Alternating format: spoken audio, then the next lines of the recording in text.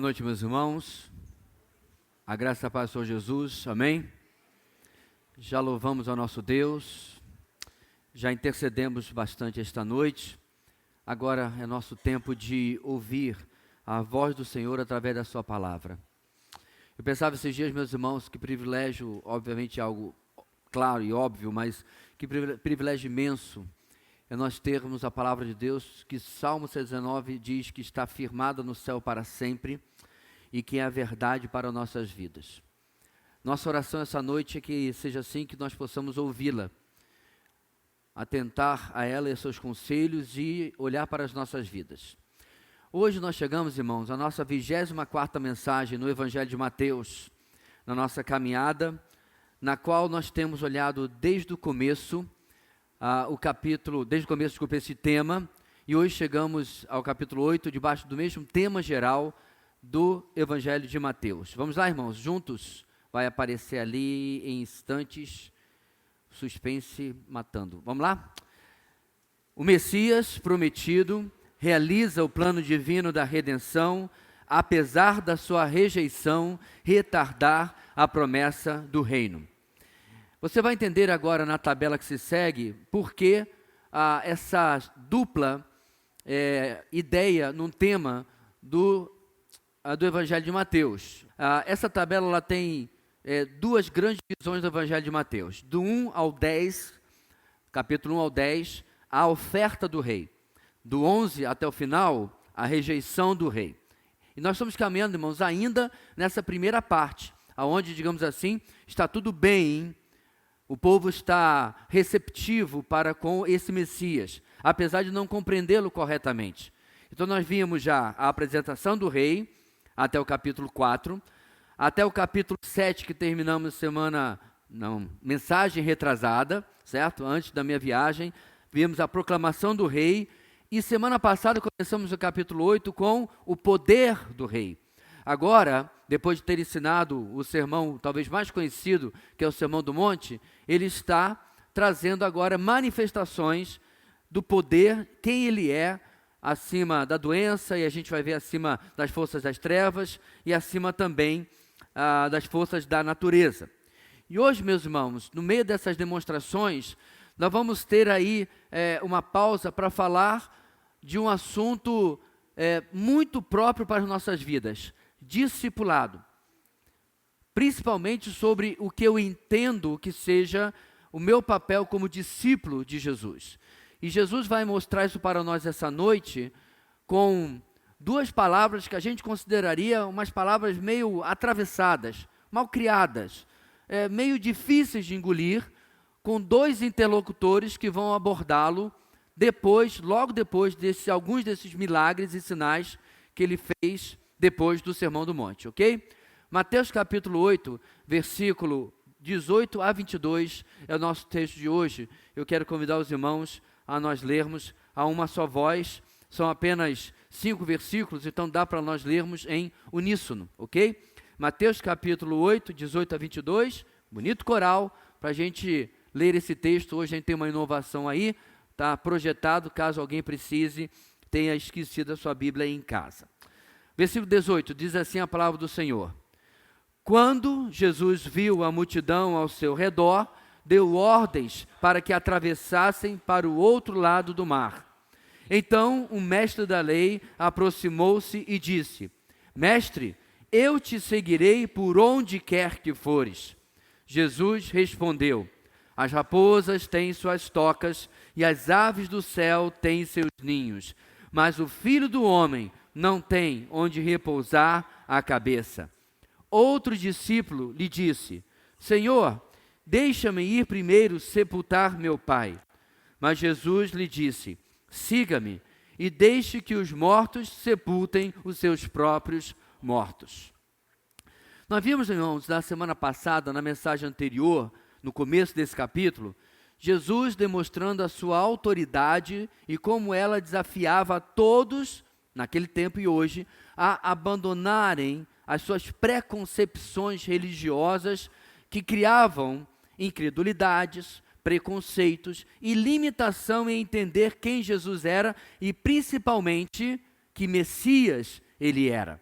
Eu já falei muitas vezes que ainda naquele tempo eles tinham as suas próprias concepções. O Messias criado à sua própria imagem e semelhança. Eles queriam que Jesus fosse assim.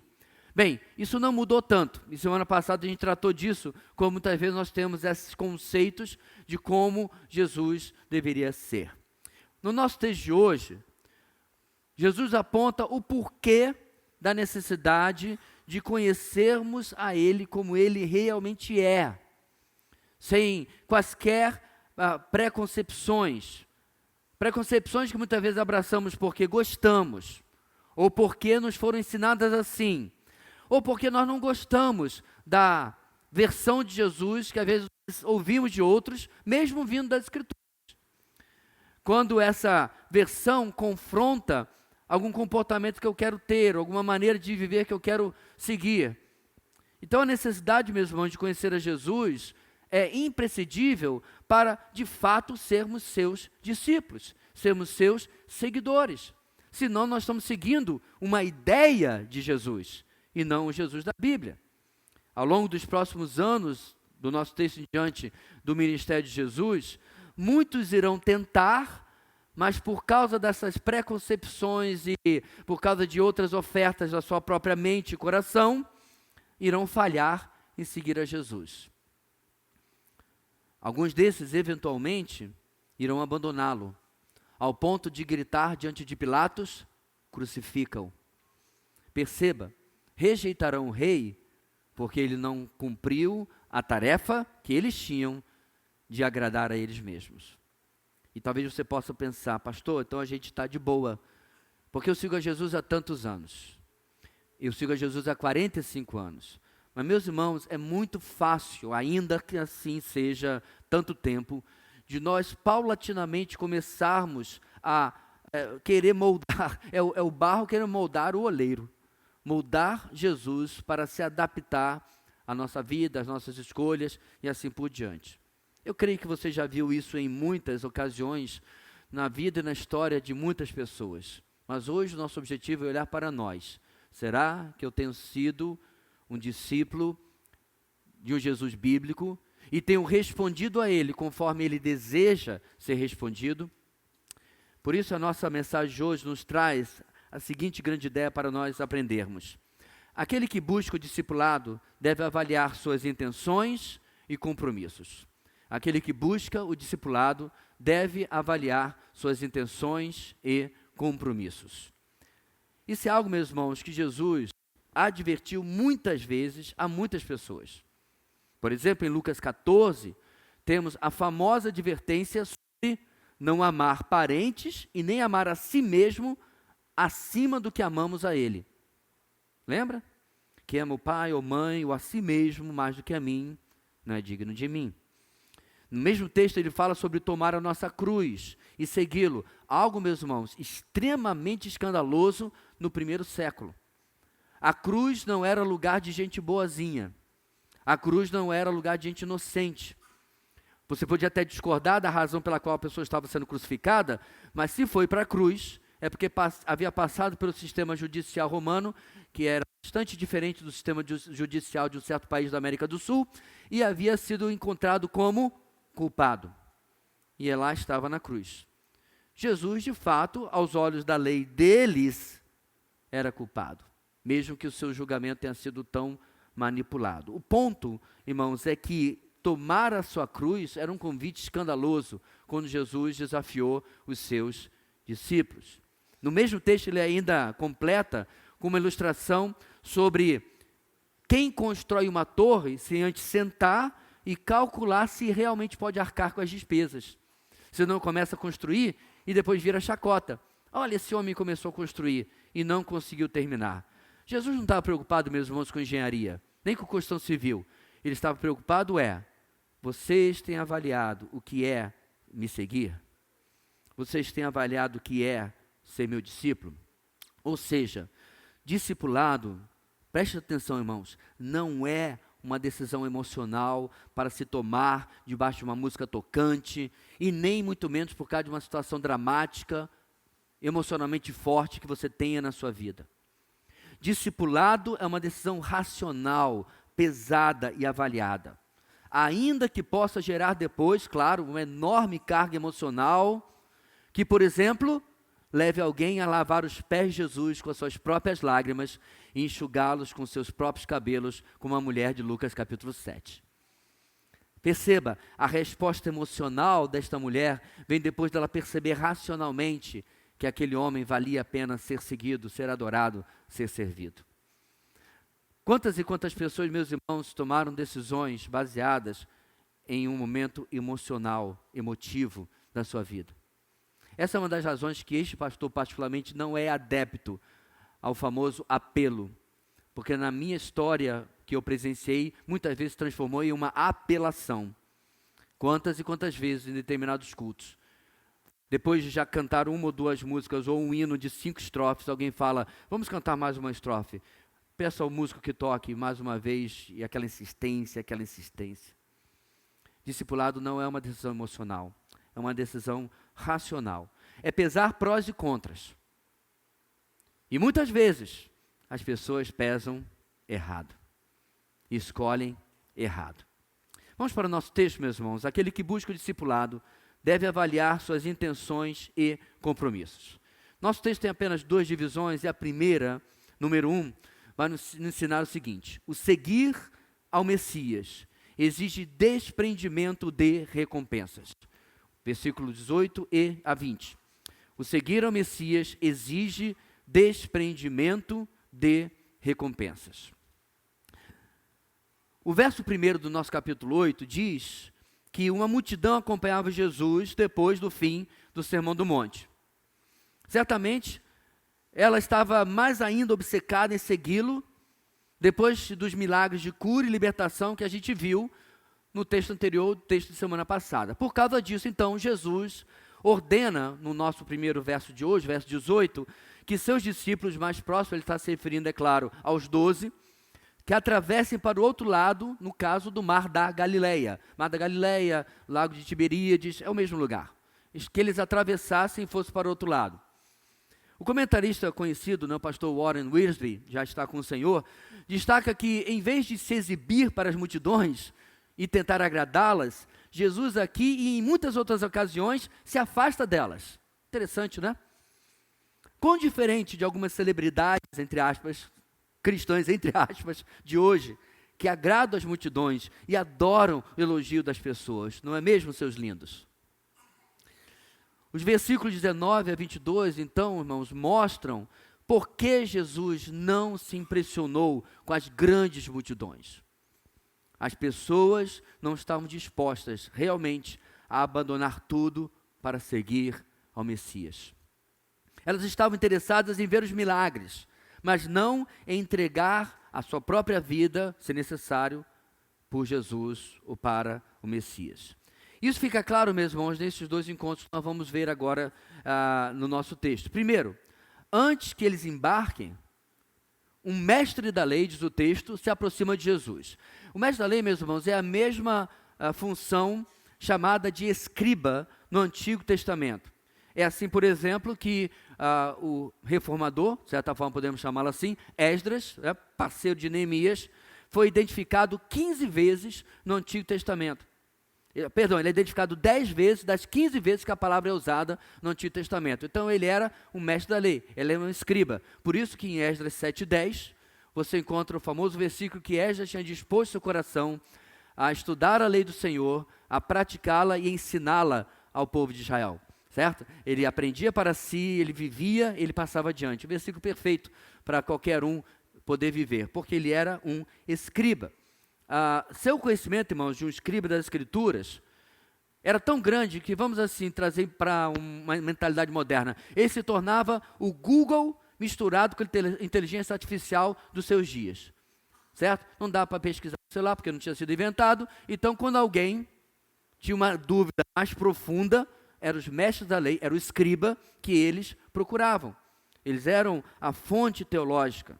É claro, meus irmãos, que podemos lembrar, muitos outros religiosos conheciam muito bem o Antigo Testamento, a Tanakh, né? O que é a Tanakh? É a junção das letras de Torá, lei e instrução, Neviim, profetas, e Ketuvim, que são os escritos. É a totalidade do Antigo Testamento. Muitos religiosos, irmãos, prestem atenção, sabiam decor.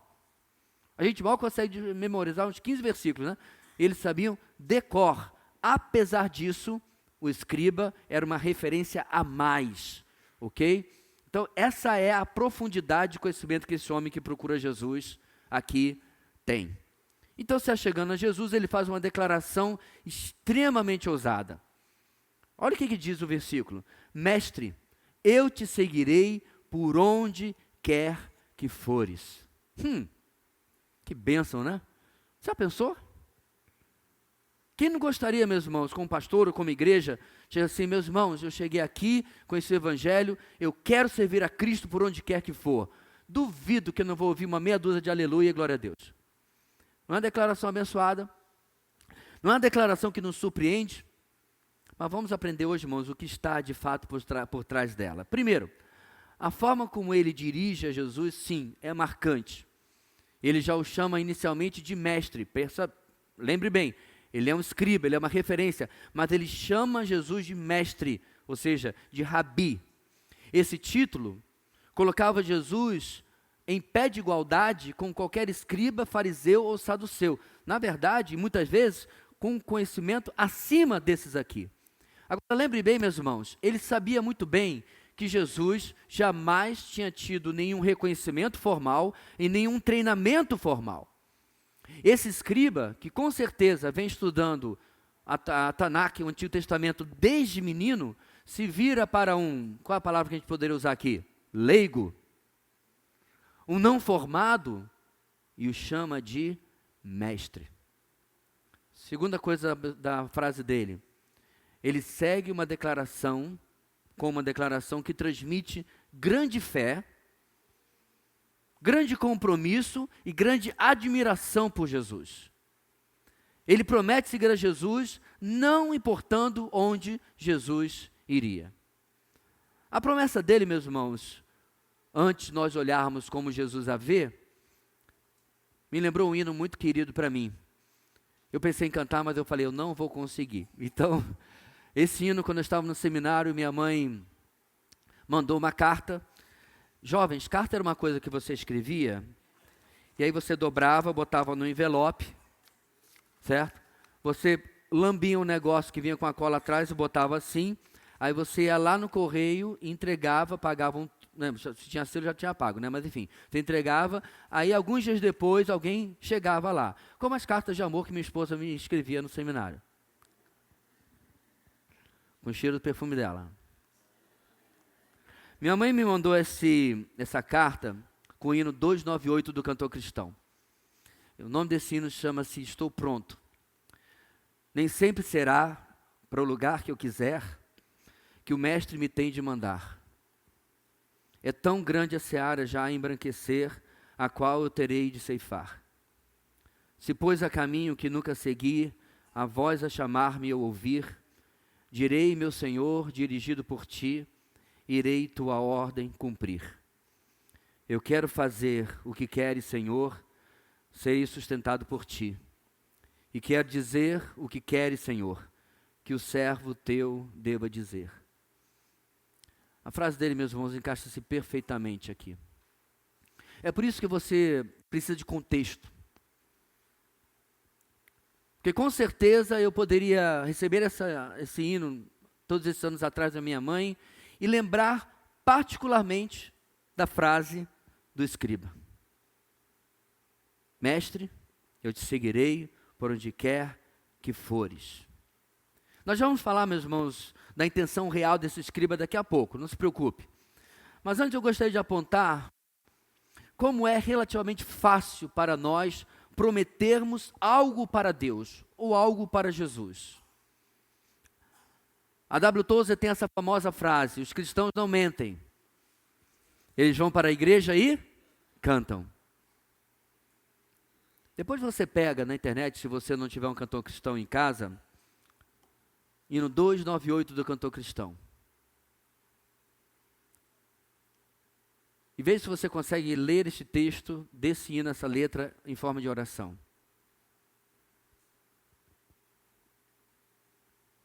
é igualmente, meus irmãos, fácil não cumprirmos os nossos rompantes de consagração. Além do apelo de conversão, eu cresci em uma cultura batista onde tinha muitos apelos de consagração. Lembra desses? Por exemplo, em 17 de março de 1985, perto do meu aniversário de 15 anos, já ia ser meu debutante, num culto de missões, março é o mês de missões mundiais, o irmão Mauro dirigindo o culto, irmão do meu amigo, pastor Roberto hoje, pastor Roberto Silva Santos, dois irmãos maravilhosos da nossa igreja, o irmão Mauro dirigindo o culto, e houve um convite à consagração. Irmãos, eu já tinha ido à frente, em convite de consagração, algumas vezes, lá em acampamentos, em conferências, mas realmente aquele dia foi diferente. Foi o dia onde eu entendi que Deus tinha algo específico para mim na obra. Claro, foi um longo caminho, desde os meus 14 anos e 10 meses até chegar ao seminário e até chegar, por exemplo, em Roraima. Mas o ponto é que, e todas as outras idas à frente, mudaram o que na minha vida? Então veja, meus irmãos, é complicado porque quando você diz que vai fazer alguma coisa para o Senhor, tem um textozinho na Bíblia que diz assim: se você fizer um voto a Deus, faz o que com ele, meus irmãos? Cumpra-o. Não faça um voto de... Alguém lembra? Tolos. Tolos. Quem promete algo a Deus e não faz é um tolo, diz as Escrituras. Pedro fez isso. Ainda que todos te abandonem, eu não te abandonarei. Não, fica pensando assim, os discípulos ao lado de Pedro. É verdade, porque diz o texto, e os outros discípulos disseram a mesma coisa. E aí Jesus, meus irmãos, revela para ele o que estava no coração dele e no futuro dele. Esta noite, antes que 2 vezes cante o galo, 3 vezes você me negará. E depois ele afirma novamente, maneira nenhuma. O senhor está errado, senhor. A gente é engraçada. O senhor está errado. O senhor acertou muita profetizada nesses anos todos, de 3 anos, mas agora o senhor está errado. Eu não te abandonarei. Quantos ficaram, meus irmãos, aos pés da cruz? Eram 12. Ficaram quantos? 1. Menos de 10%. Porque 10% seria 1,2, né? Então não dá para ter 1,2 pessoa. Só 1. Só João. Joãozinho ficou lá. E esse, meus irmãos, essa nossa inconsistência, é tudo isso porque não pesamos realmente o custo do discipulado. Porém, meus irmãos, apesar de ficarmos impressionados, como diz com a declaração do verso 19, a declaração do escriba, Jesus nos esclarece o que realmente está acontecendo aqui. E é isso que está refletido nesse nosso primeiro ponto. O seguir ao Messias exige desprendimento de recompensas. De alguma forma, aquele escriba havia ouvido um ensino diferente de Jesus, ele havia visto as curas que o identificava como homem de dores, Isaías 53 citado nesse mesmo capítulo, mas incrivelmente, irmãos, ainda estava preso às suas preconcepções. Ele ainda esperava que Jesus fosse o Messias triunfante sobre as forças invasoras e que levaria Israel a dias de glória, melhores até do que na época de Salomão. Por que eu sei disso, meus irmãos? Por causa da resposta de Jesus. A resposta, digamos, como eu falei, atravessada dele. Eu te seguirei onde quer que fores. Qual o pensamento? Jesus poderia ter dito, na nossa concepção, diante de tamanha força dessa declaração dele, que bênção! Se junte aqui, você vai ser o 13º. Mas Jesus conhecia, meus irmãos, o coração dele. Aquele escriba nada mais era do que um pretenso discípulo. Mas no final das contas era apenas seguidor de si mesmo, seguidor dos seus próprios interesses. Em contraste com a busca por alguma posição ao lado do poderoso Messias, criado na própria imaginação dele, a resposta de Jesus a esse escriba demonstrou o caráter humilde do Messias, pois ele, em contraste com animais, como raposas e pássaros, não tinha sequer um lugar onde pudesse repousar a cabeça à noite. Ele não tinha um lar permanente, um lugar de ostentação, um lugar que impressionasse. É claro, meus irmãos, que alguém pode argumentar que Jesus tinha, sim, a casa dos seus pais, onde sua mãe morava. Ele poderia voltar para Nazaré, onde ele trabalhou 30 anos, né, como carpinteiro, ajudando seu pai. É claro, meus irmãos, porque a questão da fala de Jesus aqui, irmãos, não é exatidão de fatos. Jesus não era um sem-teto, não é isso que ele está querendo dizer. Jesus não morava nas ruas de Cafarnaum. Calma aí, justiceiro social, daqui a pouco você vai querer defender. Não é isso que Jesus está dizendo. Jesus está usando, meus irmãos, uma hipérbole, um exagero, para provar àquele homem que ele, o Messias, estava longe dos padrões que aquele homem tinha em sua imaginação, cheia de preconcepções. Preconcepções, é claro, nas quais ele queria participar, porque se ele seguisse este Messias na sua cabeça glorioso, por onde quer que ele fosse, ele ia se beneficiar dessas coisas também. O Senhor, obviamente, meus irmãos, conhecia o coração do escriba e viu que ele desejava fama seguindo um mestre proeminente. E tal, irmãos, não era de maneira nenhuma o caráter de Jesus, o Cristo, Jesus, o Messias. E como forma de, digamos assim, ajudar aquele e a todos que o confundissem, no nosso texto, meus irmãos, Jesus se refere a si mesmo pela primeira vez como Filho do Homem. Por que esse título é importante, irmãos? Esta é a primeira de inúmeras vezes em que Jesus se referiu a si mesmo ou foi chamado por outros dessa forma. Por exemplo, você vai encontrar Filho do Homem 29 vezes em Mateus, 14 vezes em Marcos, 24 em Lucas e 13 em João. E esse importante título aponta Jesus como o Messias, que está lá em Daniel capítulo 7, versículo 13 e 14, coisa que nós estudamos inclusive no nosso CBD alguns meses atrás. E, novamente, meus irmãos, lembra do que ele citou Isaías 53 mais acima, Mateus? Nas escrituras que conhecemos o Messias, não em nossos desejos, sonhos ou imaginação. Certa vez, irmãos, em uma conversa de internet, eu já vi pessoas dizendo: este não é o Jesus que eu creio. Por quê? Porque o post era sobre algum tipo de problema, pecado, e condenando tal pecado. Aí a pessoa pensava um texto do Evangelho, por exemplo, da mulher pega em adultério, lembra? Ele dizia: ele está vendo só? Jesus disse que quem não tinha pecado é que podia fazer... não leu o resto do texto, né? Porque no mesmo texto Jesus diz o quê? Vá e não peques mais. Ele classifica o comportamento daquela mulher como pecaminoso. Ou seja, Jesus julga, olha só, cancela logo. Porque hoje em dia não pode julgar, né? Porque também eles só leem, a gente já passou por esse texto, só você voltar algumas mensagens atrás, eles leem Mateus 7, apenas as duas primeiras palavras. Não julguem ou não julgueis. Todo o resto, eles não estudam, não leem, não percebem, e você pode aprender ouvindo a nossa mensagem, como eu disse, nem lembro, 16, 17, vê a série toda, aí você uma hora chega lá. Esse não é o Jesus que eu creio, claro que não, porque você está crendo no Jesus que você inventou, como este homem aqui.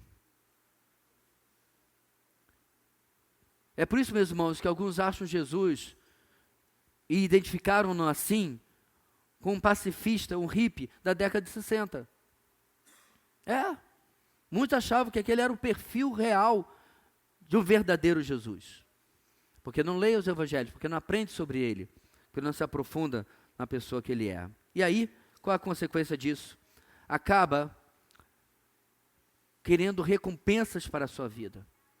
É um Jesus que se assemelha muito mais a um gênio da lâmpada, onde você vai ganhar alguma coisa dele, onde ele vai beneficiar a sua vida de alguma forma. Agora, vemos e convenhamos, irmãos. Quantos aqui, além de mim, já tiveram pedidos de oração indeferidos. Um redondo não. Quem já teve? Alguém aqui mais? O quê? Jesus não lhe atendeu?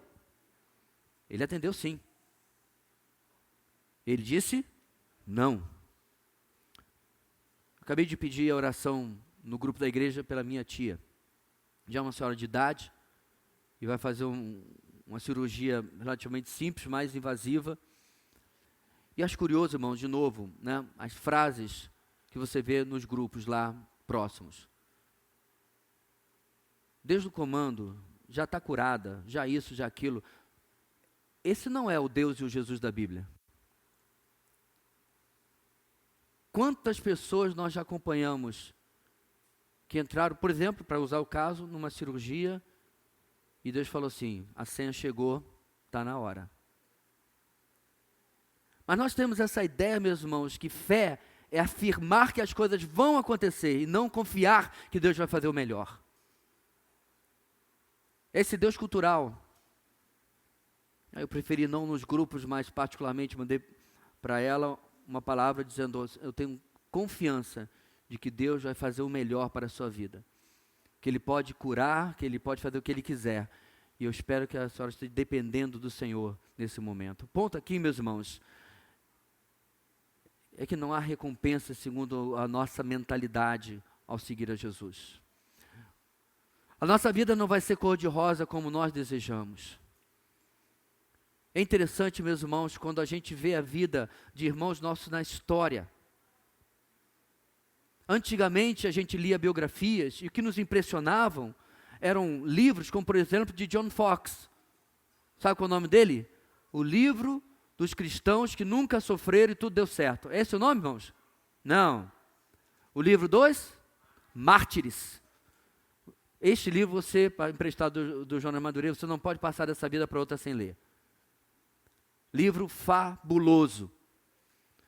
Então, o livro de John Knox nos impressiona. A biografia dos mártires lá dos índios Aucas marcou gerações. Vários missionários que estão no campo hoje foram impactados por esse testemunho e lá estão. Mas ultimamente, meus irmãos, os testemunhos ou os livros biográficos é de alguém que tudo deu certo, que ficou rico e que foi curado. Eu prefiro o testemunho da irmã Johnny Erickson Tada, que na adolescência, 14, 15 anos, eu não lembro bem, foi nadar no lago perto da sua casa. O lago geralmente não tinha, na região não tem uma superfície muito cristalina, e ela não viu, tinha uma pedra. E ela bateu com a cabeça da pedra e seccionou a cervical. Tetraplégica desde a sua adolescência. Johnny tem hoje perto dos 70 anos de idade. Eu desafio você a assistir um vídeo dela.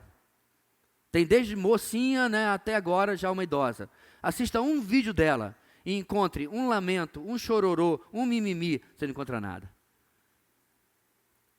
Quantas e quantas vezes, meus irmãos, pegaram o Johnny e levaram para a fila da frente, de cadeira de roda, porque Deus está curando essa noite. Aparentemente não combinaram com Deus, porque ela saiu de lá na cadeira de rodas. Gente que fica prometendo em lugar de Deus, quando Deus não teve nenhum compromisso com aquilo. Os vídeos dela, meus irmãos, são extremamente desafiadores. Porque, como eu disse, não há lamento, não há destaque do sofrimento. Ela sempre aponta para Cristo. Essas são as recompensas reais do discipulado. Mas Jesus tem um segundo encontro no nosso texto. Na sequência, Jesus terá, nesse segundo encontro sobre discipulado, e mais uma vez, um suposto discípulo vai nos ajudar, vai nos servir para que possamos confrontar as nossas próprias ideias sobre discipulado. E agora Jesus vai falar, meus irmãos, sobre uma coisinha complicada quando pegamos a nossa agenda, quando pegamos nosso plano de vida, quando pensamos onde estarei daqui a 5 anos. O seguir ao Messias exige prioridade acima de qualquer outra coisa ou pessoa. O seguir ao Messias exige prioridade acima de qualquer outra coisa ou pessoa, versos 21 e 22. Muitas e muitas pessoas, irmãos, têm um discurso de quero seguir a Jesus, mas sempre aparece algo ou alguém que atrapalha, entre aspas, a firmeza da decisão, da resolução dessas pessoas. E o nosso texto trata exatamente sobre isso. E de que nós estamos falando? O texto começa, no verso 21, dando a esse homem um título de outro discípulo. E eu achei muito apropriado aparecer isso aqui, porque é importante nós entendermos sobre o que está se tratando aqui. Porque quando a gente pensa em discípulo, nossa tendência é automaticamente equipararmos aos apóstolos, ok? Que não deixavam de ser discípulos. Mas vamos lá. Então é preciso deixar claro, meus irmãos, que quando falamos sobre discipulado, estamos falando de algo que realmente é firmado na identidade, caráter, escolhas e propósito da pessoa. Discipulado transforma a gente, ok? Porém, preste muita atenção, os evangelhos, muitas vezes, chamam de discípulo aqueles que seguiam a Jesus ao longo dos 3 anos do seu ministério, apenas porque eles iam de um lugar para o outro. Por exemplo, as multidões, muitas vezes, eram chamados de discípulos, de forma geral. Isso era porque, meus irmãos, isso era a forma como, naquele contexto, essas pessoas se viam. Eles estavam seguindo alguém, então eles eram seguidores, eles eram discípulos. Afinal, em graus variados, eles haviam deixado algo para trás, até mesmo pessoas ou oportunidades para seguir a Jesus. Então, eu não estou descartando em todo que não há nenhum compromisso por parte de ninguém naquela multidão inteira. Não, não é isso. Tanto que, como eu falei, os próprios evangelhos chamam de discípulo. Mas não podemos esquecer, irmãos, que discípulo é uma palavra sofisticada para aluno. Assim como mestre é uma palavra mais sofisticada para professor, nada mais, nada menos. Há bons alunos e há maus alunos. Portanto, discípulo não significa sempre nos evangelhos um seguidor completamente comprometido com Cristo. Isso vai se tornar, meus irmãos, ao longo do tempo, algo mais afunilado e verdadeiro, como, por exemplo, quando a gente, depois da morte e ressurreição, chega no livro de Atos. Lá, aqueles que estavam na igreja sabiam de fato a quem seguiam, e esses, de fato, eram chamados de discípulos, até porque, em grande parte, eles estavam pagando com a própria vida para seguir a esse Messias. Diferente do contexto do Mateus capítulo 8. Ninguém estava correndo risco de vida aqui. Era fácil seguir a Jesus. Já pensou? Onde você está indo agora? Eu estou indo acompanhar minha novela preferida. Jesus curando as pessoas, ensinando bem. Não era uma ótima experiência? Até este ponto estava tudo bem. Mas se você lembra bem, à medida que Jesus ia endurecendo o seu discurso, endurecendo como, irmãos? Quem não comer da minha carne e não beber do meu sangue, não é digno de mim. O que acontece logo depois? Muitos não mais o seguiram. Está vendo? Quando ele começou a funilar o preço do discipulado, aí esses supostos discípulos começavam a ir embora. Bem, isso dito, no nosso texto, esse pretenso discípulo também faz uma afirmação diante de Jesus. Qual a afirmação dele, irmãos? Senhor, deixa-me ir primeiro sepultar meu pai. Ele não faz, irmãos, uma promessa rasgada como o primeiro, como o escriba. Ele, pelo menos, é mais honesto em declarar que até quer seguir a Jesus, mas ainda não. Ele segue um padrão de piedade daquela cultura, que era cuidar dos pais até a morte, inclusive como uma forma de cumprir o 5º mandamento. Honre pai e mãe. Está tudo certo. Mas percebamos, irmãos, que o pai desse homem não estava morto. E nem necessariamente estava à beira da morte. A proposta dele, simplesmente, era voltar para casa e esperar até que seu pai falecesse. Somente então, ele retornaria e, supostamente, seguiria Jesus. Preste atenção no supostamente. Seu pedido demonstrava que ele considerava o discipulado, preste atenção, algo que podia assumir e desassumir, entrar e abandonar à vontade. Algo que poderia ligar e desligar Como, irmãos? Segundo as suas necessidades, segundo as demandas da sua vida, segundo as prioridades que a própria vida apresentasse. Ou seja, Jesus era um apêndice. Muito importante, viu? Estou com Jesus, não abro, não quero largar dele. Mas, nesse caso, meus irmãos, ainda há um provável agravante. Esse homem colocou as preocupações, talvez materiais, à frente de Jesus. Por quê? Pois, aparentemente, ele precisava estar lá, porque senão ele poderia ser deixado de lado na herança.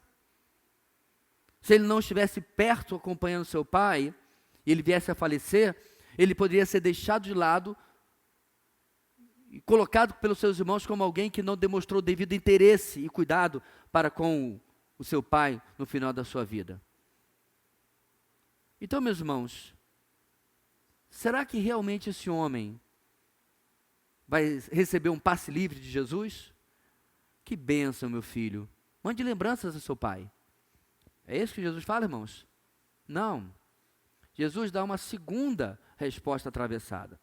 E as razões, meus irmãos, por trás das atitudes do escriba e deste homem, estão nas respostas de Jesus. Por isso, nosso segundo ponto. Jesus começa na sua resposta, no versículo 22, com uma ordem clara. Senhor, deixa-me seguir, cuidar do meu pai, Jesus diz, siga-me. Nu e cru, Tramontina, corte rápido. Pedido indeferido, siga-me. Mas é que siga-me. Acabou. Aquele homem não recebeu a permissão de colocar Jesus como plano B. Ou como, quando der a gente cuida desse negócio de seguir a Jesus. Não. Imediatamente ele deveria colocar a Jesus como prioridade em sua vida. Percebam, meus irmãos,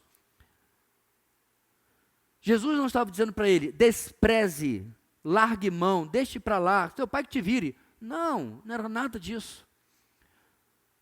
O problema, meus irmãos, de entrarmos em um debate com Deus, é que não é a mesma coisa de você entrar em um debate ou um embate com um ser humano qualquer. Jesus conhecia o coração dele, e sabia que ele estava usando aquilo como desculpa, para ter, vamos chamar assim, um discipulado meia boca, quando fosse conveniente. E aí depois de dizer, siga-me de forma taxativa, Jesus então justifica. Deixe que os mortos sepultem os seus próprios mortos. Mas o que isso significa? Como pode um cadáver sepultar outro cadáver? Vão os dois ficar apodrecendo ali, porque não tem condição. Mortos não fazem nada. Então, na verdade, irmão, Jesus primeiro se refere àqueles que estão espiritualmente mortos. Ou seja, não são de maneira nenhuma seus discípulos. Eles poderiam ter outras prioridades, pois essa já é a escolha natural do homem sem Cristo, qualquer prioridade acima de Deus. Portanto, eles iriam girar a sua vida ao redor de qualquer outra coisa, mas não ao redor da obediência de seguir a Jesus. Então, a resposta de Jesus poderia ser colocada para explicar melhor. Deixe os mortos espiritualmente, que sepultem os seus mortos fisicamente. É óbvio, meus irmãos, que Jesus não estava dizendo para aquele homem ser desrespeitoso ou que desprezasse o seu pai. Jesus estava exigindo que ele tivesse as prioridades corretas em sua vida. Neste caso, era mais importante, por exemplo, levar a vida eterna para os espiritualmente mortos através da pregação, do acesso ao reino de Deus através do Evangelho, do que mesmo esperar apenas pela morte de seu pai, para que ele o enterrasse, ou qualquer outra circunstância na sua vida. Percebamos, meus irmãos, preste muita atenção, a vida sempre terá uma urgência, sempre terá uma necessidade. Todo dia, toda hora, toda estação, algo vai bater na sua porta. O problema é que parece que a senha de Jesus nunca chega. Você já foi naqueles lugares onde você chega e tem um monte de velhinho? Aí a sua senha, né, é a senha 2. Aí você está feliz da vida. Mas quando você chega lá, tem um monte de prioridade. Eu tive que fazer uns exames há um tempo atrás, que na verdade eu tenho até que fazer de novo. Eu cheguei cedo. Ali na Brigadeiro, perto do Parque Anauá, tem um lugar onde você vai pegar autorização para exames do SUS. Cheguei cedo, irmãos. Minha senha era assim, entre as 20 e poucas primeiras.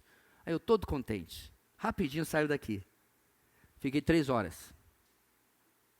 3 horas. Com a ceia 23, 24, 25, coisa assim.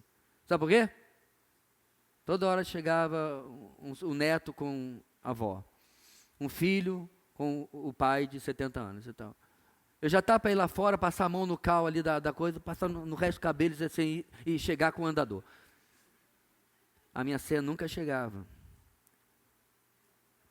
Parece, irmãos, que a ceia de Jesus, da sua obra, do seu reino, fica sempre perdendo para a fila das prioridades que nós damos prioridades. Não é porque é um velhinho ou uma pessoa com deficiência, não. Logo assim que eu terminar esse curso, aí eu vou me dedicar mais. Quando eu passar no vestibular ou no concurso, aí você vai ver. Aí o inferno que se prepare, porque aí passa no vestibular e tal, passa um concurso. Não, mas é que agora eu soube que para subir eu tenho que fazer uma pós. Aí você faz pós, pré-pago, faz tudo. Aí agora é o mestrado. Agora não sei o quê. Ah, minha esposa engravidou, sabe como é? A família vai crescer, precisa trabalhar mais. Aí o filho nasceu. Aí o segundo filho nasceu. Aí o 7º filho nasceu. E a senha de Jesus nunca chega. Sabe por que eu sei que nunca chega, irmãos? Porque se ela fosse realmente prioridade de nossas vidas, o mundo já estaria ganho. Quantas vezes eu ouvi a seguinte ilustração? Este ano eu ganho uma pessoa para Jesus, 2025, certo? Eu trabalho só com o Sinfrônio, ganhei para Jesus. E aí eu trabalho a vida do Sinfrônio, e em 2026, discipulei, trabalhei, evangelizei com ele e tal. Eu e o Sinfrônio, cada um ganha um. Nós somos contra agora? 4. E aí trabalhamos naquele grupo para fazer a mesma coisa em 2027. Em 2027 vamos ser quantos? 8. 8, 16, 32, 64, 128, 256, parece até memória de computador, né? 256, 512, 1024. Vários livros, irmãos, tem os cálculos de que se nós fizermos assim, e de repente, veja bem, eu comecei só com um, eu. Em tantos poucos anos, o mundo inteiro foi evangelizado. Evangelizado, não convertido porque, bem, não preciso explicar teologia para a nossa igreja. E nunca chegamos lá. Porque entra ano, sai ano, a senha de Jesus nunca chega. Eu não me torno o homem de oração que eu deveria ser, o homem da palavra, o homem do evangelismo.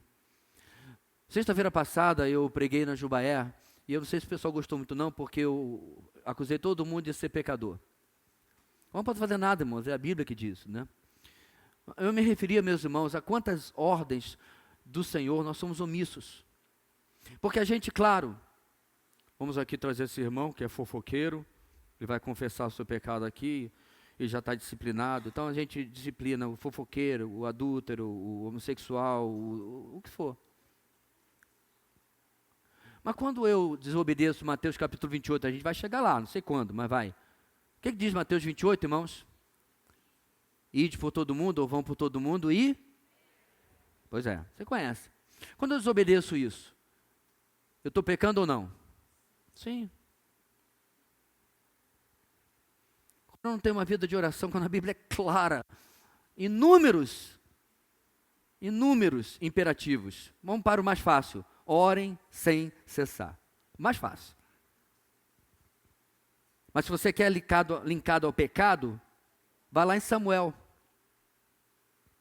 Ai de mim, deixar de orar por vocês e pecar contra Deus. Vai lá, Samuel disse para o povo que deixar de cumprir a sua tarefa sacerdotal, que é nossa toda, era pecado. Por que isso acontece, irmãos? Porque as nossas prioridades estão invertidas. Para encerrar hoje, irmãos, eu queria iniciar a nossa aplicação com uma frase do bispo J.C. Riley. J.C. Riley é menos conhecido, especialmente se você não gosta de livros bons, mas ele era amigo e contemporâneo de nada mais nada menos que Charles Spurgeon. Spurgeon batista, Riley anglicano, parceiraços. Nada tem prejudicado mais o cristianismo do que a prática de preencher as fileiras do exército de Cristo com qualquer voluntário, disposto a fazer uma pequena profissão de fé e falar fluentemente sobre a sua experiência pessoal. Você viu onde ele está cutucando?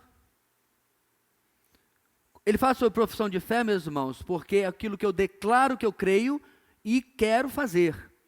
Ora, se eu disser, vou ganhar o mundo para Cristo, e não faço, eu sou simplesmente um mentiroso, um hipócrita. Então o que eu faço? Irmãos, precisamos evangelizar. Viu coisa mais sem compromisso do que essa frase? Precisamos evangelizar. Ou também tem aquela variante, né? A nossa igreja precisa orar mais. A nossa igreja precisa evangelizar mais. Olha que diferença. Irmãos, essa noite eu quero confessar, a minha vida de evangelismo tem sido um fracasso. Sério, que me cobre. Eu preciso falar do evangelho, tem o Anderson. Entendeu? Isso é compromisso. São pessoas de verdade, carne e osso. O Anderson não é fictício não, ele existe. Inclusive convidei para o encontro ontem de casais, ele tinha um compromisso, não pôde ir. Isso, meus irmãos, é algo que é cobrável. Eu não sei se a palavra existe, mas eu inventei. Depois pergunta ao Cleiton. Eu disse, eu vou fazer. Eu fiz ou eu não fiz. Não tem gente meio grávida, né? Ou tá ou não tá. Ou eu fiz ou eu não fiz. É isso que Riley está falando aqui. Profissão de fé pequenininha. E falar muito sobre experiência pessoal. Você não foi chamado para falar sobre si. Fomos chamados para falar sobre Ele. E pregar sobre Ele. Bem, seguir ao Messias exige desprendimento de recompensas. Meus irmãos, em uma escala de 0 a 10, quanto de interesse em receber alguma coisa você enxerga no seu relacionamento com Jesus? E se a frase, Deus tem um plano maravilhoso para a sua vida, significasse menos do que os seus sonhos e aspirações, ou até mesmo significasse situações difíceis, como doenças e outros sofrimentos? E aí? Jesus é suficiente? Ou para a sua felicidade é necessário ser Jesus mais alguma coisa? Jesus mais um bom emprego, mais uma boa saúde, mais um bom casamento, mais um marido que me aprecia, uma esposa que cuide de mim, mais, senão não estou satisfeito.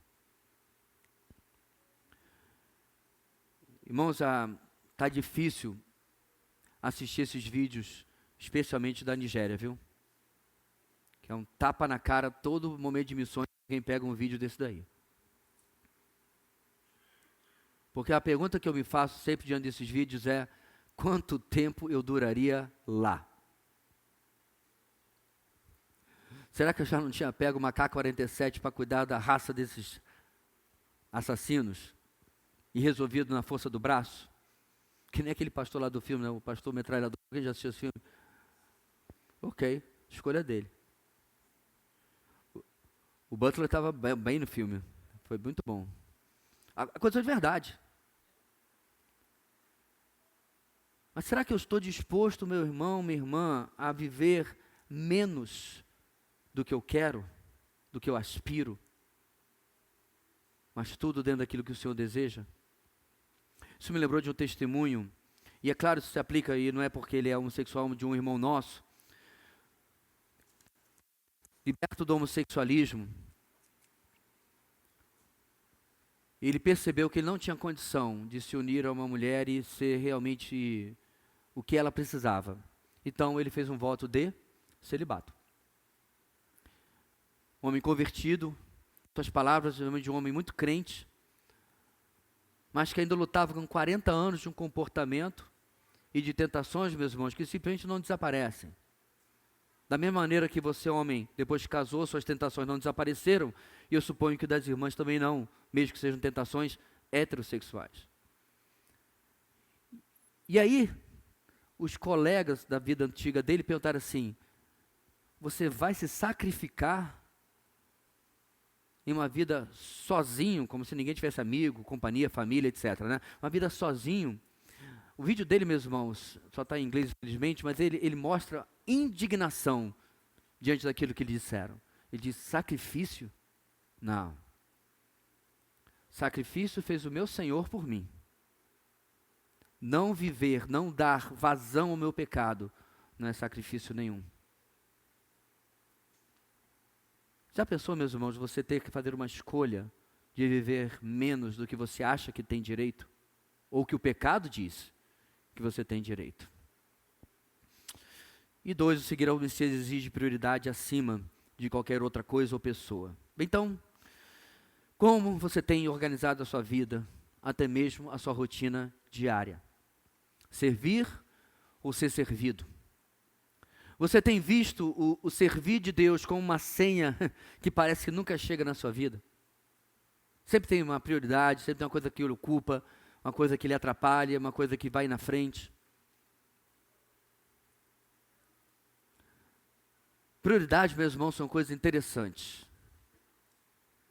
Elas nem sempre são aquilo que elas se apresentam.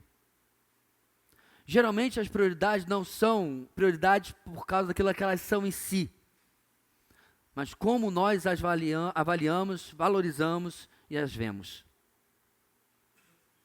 Quer ver só?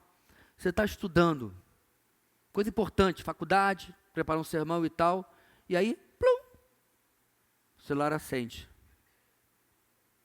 Aí você larga algo extremamente importante, seu trabalho de pós, de repente, o sermão de domingo, aí você vai ver quem é aquela mensagem. Você criou uma prioridade. É uma coisa banal do dia a dia, meus irmãos. Em lugar de fazer aquilo que você estava. É a tirania do urgente que nos rouba daquilo que realmente é importante.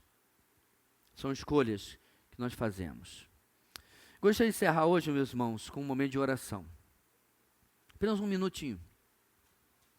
Ore neste momento e decida pelo menos 2 atitudes práticas e intencionais que mudem hoje a sua vida. Que lhe ajudem a deixar de ser mais um escriba ou mais um outro discípulo e lhe deixe mais perto de ser apenas um servo, apenas um verdadeiro discípulo, apenas alguém que de fato quer seguir a Jesus. Ore diante do Senhor agora, um minutinho e vou terminar com a nossa oração. Senhor nosso Deus, ajuda-nos a encontrar o equilíbrio na nossa vida entre nossos afazeres e responsabilidades e servir ao Senhor. Ajuda-nos, ó Deus, a termos a confiança de que Tu estás no controle da nossa vida e que entregá-la de fato e de verdade em Tuas mãos é não só a melhor decisão que nós podemos tomar, mas a mais necessária. É de fato lhe dar a escritura, o volante, enfim, a posse e a direção das nossas vidas, para que possamos estar contentes, resolutos, satisfeitos, independente do que o Senhor trouxer sobre nós. Da mesma forma, Deus, coordenar, ó Pai, nossos planos, colocá-los em oração, na dependência do Senhor, pedindo, ó Deus, é esta a prioridade da minha vida que vai me fazer glorificar a Ti. Ajuda a mim e aos meus irmãos, ó Deus, nas decisões práticas que estamos tomando hoje. Decisões que devem afetar a nossa segunda-feira, nossa semana.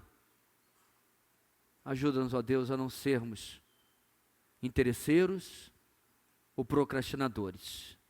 Interesseiros como este escriba, procrastinadores como este outro discípulo, mas muito pelo contrário.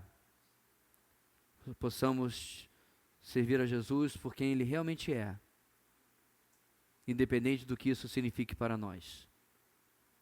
E colocá-lo no lugar que é só dele, de primeiro, independente do que isso signifique nas nossas escolhas e sonhos. É isso que oramos essa noite, no nome de Jesus. Amém e amém.